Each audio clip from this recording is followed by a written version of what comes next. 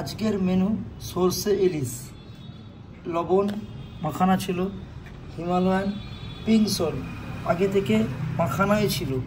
এবার আমি দিয়ে দেবো 1 চিমটে হলুদ, 1 চিমটে হলুদ,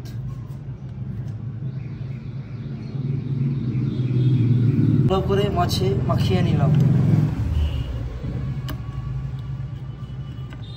কড়া গরম হয়ে গেছে, আমরা দিয়ে দিচ্ছি গণেশ মার্কা কাচ্চিকানি সরষের তেল।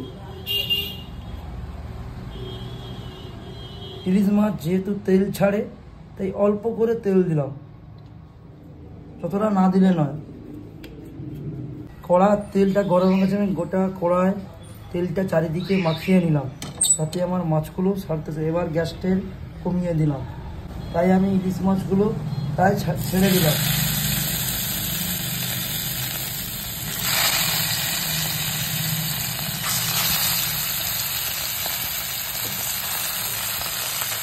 এক পিঠ প্রায় ভাজা হয়ে গেছে, তাই অন্য পিঠটা আমি ভালো করে উল্টে নিলাম, উল্টে পাল্টে নিলাম।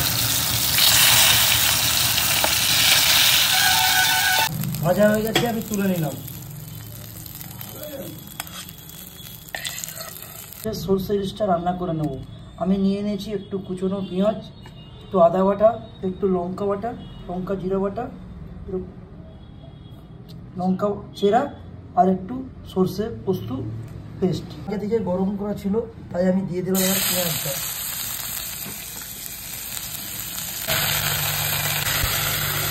মশলাগুলো একসঙ্গে ভেজে নিচ্ছি। আমি একটু হলুদ দিয়ে দিলাম, একটা জল ছিল সেটা আমি দিয়ে দিলাম ওর গ্রেভির জন্য, দিয়ে দিলাম। মশলাটা প্রায় ভাজা হয়ে আমার প্রায় রেডি হয়ে গেছে, তাই আমি সর্ষে পোস্ত বাটা দিয়ে দিলাম 60%। এবার একটু হালকা করে নেড়ে নিলাম, বেশি রান্নাটা তেতো লাগবে। তাই মশলা ফুটে এসছে, আমি ইলিশ মাছ ভাজা ইলিশ মাছগুলো আস্তে আস্তে করে দিয়ে দিলাম।